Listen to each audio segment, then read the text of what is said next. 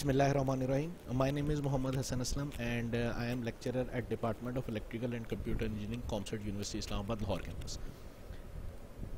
In today's lecture, I am going to explain about the interfacing of keypad, 7-segment and LCD with STM32F407VG microcontroller. First of all, I am going to explain about the basic working principle of a keypad, the basic architecture, that how a keypad is built by using switches, and why we need the standard keypad terminal system to interface with STM, followed by its interfacing code. Then I'm going to explain about the 7-segment, the requirement of 7-segment, the basic architecture of the 7-segment, followed by its interfacing code. Then I'm going to explain about the liquid crystal display, that is in short called as LCD. Basically I'm going to discuss the 16x2 LCD and its interfacing with the STM32F407VG, and finally we will be having a question answer session. If you have any query, you may ask. Now moving towards the keypad. This is the standard 4x3 keypad which is being used in cell phones and landline phones. तो ये basic common एक keypad है जो हम use करते हैं, that is basically 4x3 keypad. अब सबसे पहले तो हमें ये अंडरस्टैंड करना है कि ये कीपैड बना कैसे होता है और इसमें हम क्यों इस एक ख़ास स्पेसिफिक पैटर्न को यूज़ करते हैं. पहले मैं इसके एक्सप्लेन कर देता हूँ कि ये कीपैड बना कैसे होता है. इस कीपैड में कुछ रोज़ होंगी और कुछ कॉलम्स होंगी. जो रोज़ और कॉलम्स हैं वो वायर्स हैं, सेट ऑफ वायर्स हैं जिनके जंक्शन के ऊपर एक स्विच लगा हुआ है, और ये रोज़ और कॉलम आपस में शॉर्ट सर्किट हो जाती हैं, आपस में कनेक्ट हो जाती हैं जब वो हम रिस्पेक्टिव स्विच को प्रेस कर सकते हैं. तो आपको इस डायग्राम के अकॉर्डिंगली ये अंडरस्टैंड हो रहा होगा कि बेसिकली ये रोज़ और कॉलम आपस में इंटरलिंक नहीं है, लेकिन जैसे ही हम उनके जंक्शन पे जो स्विच अवेलेबल है उसको प्रेस करते हैं तो ये रोज़ और कॉलम्स आपस में अटैच हो जाते हैं. अब इसका बेनिफिट क्या है? सबसे पहले तो हम इसकी रीज़न फाइंड आउट करते हैं कि अगर फॉर एग्जांपल मैंने 4x3 का कीपैड यूज़ करना था तो उसके अंदर 12 स्विचेस बनते हैं, 4 × 3 12, तो 12 स्विचेस बनते हैं. तो हम वो सिंपली 12 स्विचेस को स्ट्रेट फॉरवर्ड अपने माइक्रो कंट्रोलर के साथ इंडिविजुअली कनेक्ट क्यों नहीं कर लेते? द रीज़न बिहाइंड कि वो नंबर ऑफ पिन्स हमारी कंट्रोलर के अंदर लिमिटेड होती हैं. एज़ पर द यूजेज हो सकता है हमें मल्टीपल डिवाइसेस, मल्टीपल चीज़ें एक माइक्रो कंट्रोलर के साथ इंटरफेस करनी चाहिए, तो हम बेसिकली 12 पिन सिर्फ कीपैड के लिए यूज़ कर देंगे.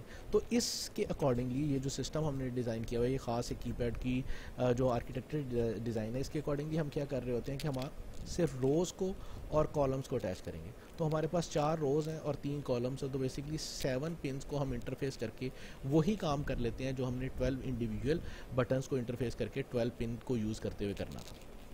सो ये बेसिक इसके अंदर है. इसको अगर फॉर एग्जांपल समटाइम हमें अपने प्रोजेक्ट्स में 4x4 का कीपैड भी यूज़ करना पड़ जाता है, तो 4x4 मींस कि उसके अंदर 16 डिफरेंट डेडिकेटेड बटन्स होंगे. अगर मैं उसको इंटरफेस करता तो मुझे 16 स्विचेस की ज़रूरत पड़ती. वेयर एज अगर मैं ये रो कॉलम वाले स्टाइल में उसको इंटरफेस करूँगा तो 4 रोज़ होंगी, उसके साथ एक कॉलम और इंटरफेस हो जाएगा, तो 4 कॉलम्स हो जाएंगे. तो 4+4 वही काम हमने 8 पिन्स को यूज़ करते हुए कर लेना है, जो हमें अगर इंडिविजुअल स्विचेस की इंटरफेसिंग के साथ करना पड़े तो वो 16 के थ्रू होगा. तो बेसिकली ये एक एडवांटेज है कि हम थोड़ा सा आर्किटेक्चर में चेंजेस करके और प्रोग्रामिंग टर्मिनोलॉजीज़ को, टेक्निक्स को यूज़ करके हम नंबर ऑफ़ पिन सेव कर लेते हैं. अब ये नंबर ऑफ़ पिन सेव करने की ज़रूरत हमें काफ़ी दफ़ा पेश आ जाती है कि हमारे पास फॉर एग्जांपल हमने एक डिवाइस बनानी है, हमने उसको कॉस्ट इफेक्टिव रखना है और बहुत सारी चीज़ों को हमने एट अ टाइम लेके चलना है. तो वहाँ पे हम एक ऐसे माइक्रो कंट्रोलर को नहीं यूज़ कर सकते जिसमें नंबर ऑफ़ पिन्स बहुत ज़्यादा हो सकता है कि हमारी उसकी कॉस्ट हमने बड़ी मिनिमाइज रखनी हो, तो हम कोशिश करेंगे जो चीपेस्ट अवेलेबल मार्केट के अंदर कंट्रोलर है जिसमें मिनिमल रिसोर्सेज यूज़ होते हैं वो यूज़ करें, just for the sake of कि हमें कीपैड के लिए ज़्यादा पिन्स रिक्वायर्ड हैं तो हम उसके बड़ा कंट्रोलर लगाएं. तो ये कोई वायबल सोल्यूशन नहीं होता. तो बेसिकली इस चीज़ों की वजह से हमने इस कीपैड को एक ख़ास वे में यूज़ कर लेते हैं. अब उसको एक्सप्लेन कर लेते हैं कि वो करते क्या हैं. कि वैसे जैसे मैंने आपको ऑलरेडी बताया कि रोज़ और कॉलम्स आपस में यूजिंग अ स्विच इंटरलिंक्ड होती हैं. तो हम करते क्या हैं, हम एक रो के ऊपर खुद से 1 का सिग्नल फॉर एग्जांपल दे देते हैं, ठीक है, और हम स्कैन करते हैं कॉलम्स को. देखें, अगर मैंने रो 1 के ऊपर 1 का सिग्नल दे दिया हुआ तो 1 का सिग्नल इस पूरी रो के ऊपर अवेलेबल हो.